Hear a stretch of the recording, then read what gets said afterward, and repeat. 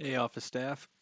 So, for the past month, we have been working on all of these different insects. We're doing different trainings. So, this week, we're actually going to be talking about the order Diptera, or flies and mosquitoes. All right. So, flies and mosquitoes are common insects that we as pest control professionals will need to address for our customers. Knowing the different types of flies or mosquitoes can aid us in controlling them based on the species. Identification is the most important thing when it comes to control. So starting off with the most basic of basic flies is the housefly, also known as Musca domestica. It's a common pest of kitchens and restaurants where doors are open frequently. They are about a quarter inch or 4 to 7 millimeters long, gray in color. They have four longitudinal black stripes on the thorax behind the head, right? That's going to be important here in just a moment, and I'll explain why. Houseflies have what's called sponging mouthparts and do not bite. Breeding sites include manure, garbage outdoors, and are known to harbor at least 100 different pathogens, including Salmonella and E. coli. Health departments have extremely low tolerances for the presence of houseflies in kitchens and restaurants. So here's a picture of a housefly. You can see here they have one, two, three, four. These four black stripes on the thorax here is a key identifier for what these flies look like and making sure that we're treating the correct fly. Okay, the blowfly or the bottlefly. They're important pests for forensic entomologists to help determine time of death when a body is found. They are 1/8 inch to 5/8 inches long, or 4 to 16 millimeters, and are usually larger than houseflies. Most species have a metallic blue, green, or bronzy sheen. They are not uncommon indoor pests, especially when an animal has died in an attic space or crawl space or other inaccessible area in the structure. Many blowflies in a structure is almost certain evidence of a dead animal. And here's kind of what they look like. You can see that blue green kind of metallic sheen, and then right here is that bronzy sheen right up underneath the wing. Flesh flies also are also important because they're going to lay eggs and breed in dead animal carcasses and may often appear together with blowflies.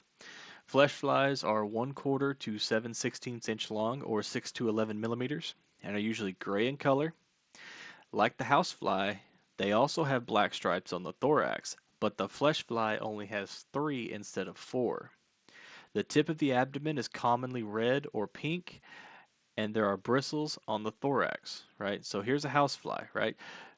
They are very similar in color. They are very similar in size, except the difference is that these flies only have three black stripes on the thorax compared to four, uh, like the housefly. Okay, so your first code word of this PowerPoint is flesh fly.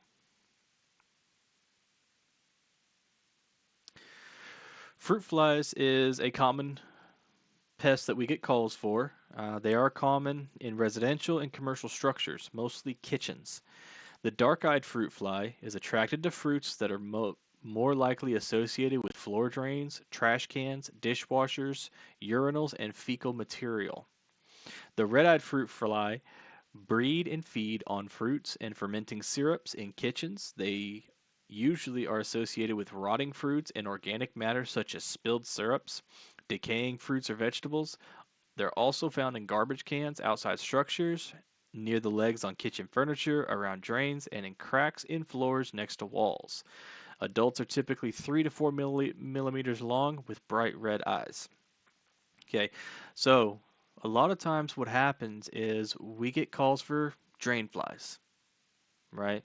And especially in residential homes and kitchens. Well, the problem is with these flies being so small, unless we stick them under a microscope, it's kind of difficult to figure out what species they are. So the thing is when we're talking about fruit flies, we have to look at the areas that they're harboring in, right? The conducive conditions. Find those items to determine what type of fly we're actually dealing with.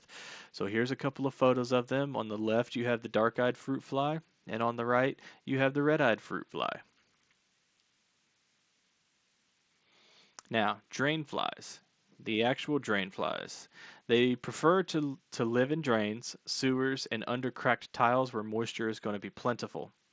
Females will lay eggs on the scummy layers of film that are found in standing water, and the larvae feed on fungi, algae, bacterial films, and other microorganisms. They are commonly found in wastewater treatment plants and are a common fly in homes, schools, and commercial facilities where they primarily feed on drains.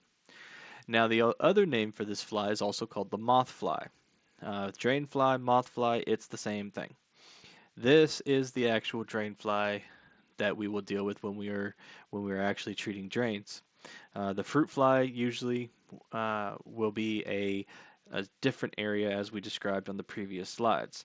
Again, these things are super small. We can't really tell what it is unless we look at the breeding sites. All right, phorid flies. Same thing. These things are super small. Phorid flies are commonly found in sewers and drains, but they can be distinguished from drain flies due to their lack of hairs and their humpbacked profiles. This is also known as the humpbacked fly. In addition to sewers and drains, they are also found near decaying organic matter on which the larvae feed. They are sometimes mistaken for fruit flies, especially those with dark eyes, because they are similar in size. Some species are known to breed on human corpses, which is why they also have the nickname coffin flies. Heavy infestations in buildings are commonly associated with underground sewage lines that are broken. All right, so here's what they look like, kind of looking like the Hunchback of Notre Dame here. They are, again, very small, but we can get rid of these things. Usually we're going to use like Invade Biodrain or Nibor D or some other kind of pesticide that is rated for drains with a profoam or a cleaner of some sort. The technician will determine what is best to treat for these things. Okay, flies. The fungus gnats, most common species, are very small, 1 to 3 millimeters in size. Indoors, females will lay their eggs in the overwatered soil of potted plants or atriums, where larvae feed on plants, roots, and fungi. Although harmless to humans, they can become a nuisance, especially in office settings where they can disrupt work and or annoy employees. They may also breed in drains, which can cause a challenge for the pest control professional. Eliminating the breeding site is the most effective way to control fungus gnats. So when technicians call me, or they call their managers, or they call other technicians, and I always get the same thing. Oh, I've got this customer has drain flies, and I've treated the drains, but they're not going away. I normally ask them, do they have any plants inside the house? Because I'm not all, even though they're all small and we can't tell what they are because of, we need a microscope or a magnifying glass for that. I'm generally going to start asking them questions about the breeding sites. If y'all are starting to see a pattern here with some of these smaller flies, we look for the breeding sites and eliminate the breeding sites rather than trying to eliminate the pest itself. Now, mosquitoes. Some important mosquito species to note are the Culex quinquefasciatus and the Anopheles quadrimaculatus. The Aedes aegypti species is the primary vector for West Nile virus and St. Louis encephalitis. The Anopheles species is the primary vector of malaria. Treatment for mosquitoes include chemical, physical, and biological controls. We're going to try our best to eliminate standing water on properties because that is the first method of control for mosquitoes. This can be done by emptying out containers with water, children's pools that are not being used regularly, and talking with your client about reducing their watering schedule if pooling takes place from the sprinkler system. Our technicians are going to talk to our customers about this all the time whenever we go out and do a mosquito service that you in the office end up selling. And the reason for this is because if we have a kiddie pool or a pool with water, bird baths with water, and it never gets used and it's green water, it's nasty, funky, we are never going to get a dent in the population for the mosquitoes, right? So we look for conducive conditions. We use the backpack fogger and we treat all of the foliage. And then we also use the Intercare stations as well to make sure that we can do our best at controlling our mosquito population for our customers, right? And we have many different species of mosquitoes, right? They are super tiny. We can't always see them, but we have two different species of mosquitoes here. You can see there are, some pretty big differences between the two, especially when it comes to the antenna. Okay, on the left you have a mosquito with filiform style antenna that just kind of taper off towards the ends, but on the right you have a different mosquito that has kind of a feathery type of antenna.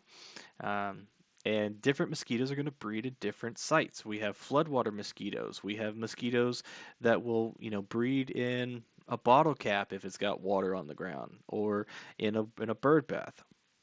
So technicians are trained to continuously look for conducive conditions and have these conversations with their customers. Okay. Um, when we are treating for flies, though, let me go back and talk about the flies.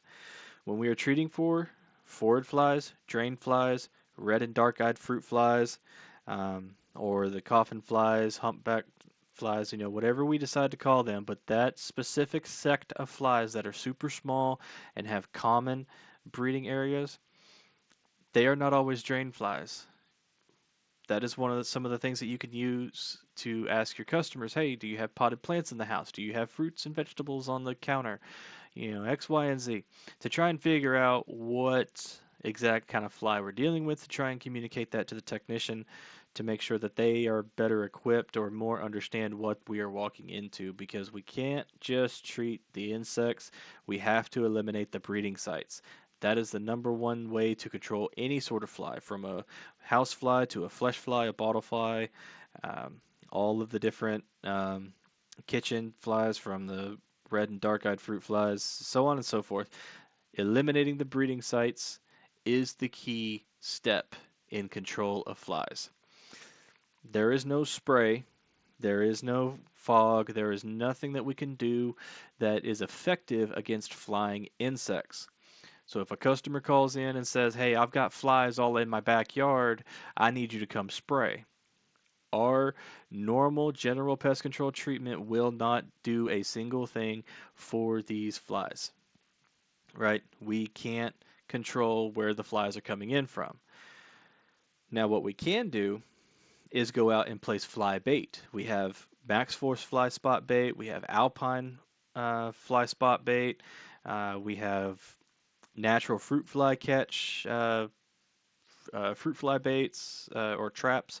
We do have some control measures, but we cannot effectively 100% eliminate all flying insects, especially flies. Now, while one of the things that we will recommend, especially if a customer has a lot of house flies or uh, outside, is if they have pets, may want to recommend making sure that we keep the yard as clean as possible of any pet feces, so that way we can make sure that we eliminate breeding sites. Okay. Your second code word is breeding site for this presentation. This one is going to be a little bit of a quicker presentation because we don't deal with the whole big variety of flies, but just remember, eliminating the breeding sites is the most important thing for flies, and keeping your doors and windows shut. Okay? All right. If y'all have any questions, y'all have any concerns, please feel free to reach out to me. I am a resource for you. You can send me a text message, you can give me a phone call, or send me an email, or you can reach out to your direct supervisors as well. Um, these are starting to be really, really fun for me. I've been enjoying doing these for y'all. If you have any suggestions of what else you would like more information on, please send it over to me. We do have a bank of subjects that we are working on, and we're going to still need more because we are nowhere near done with all of this. I hope y'all have a wonderful weekend. Y'all have a wonderful day, wonderful week, whatever time it is you're watching this video. Make sure that you send over your code words to your managers, and y'all have a great one.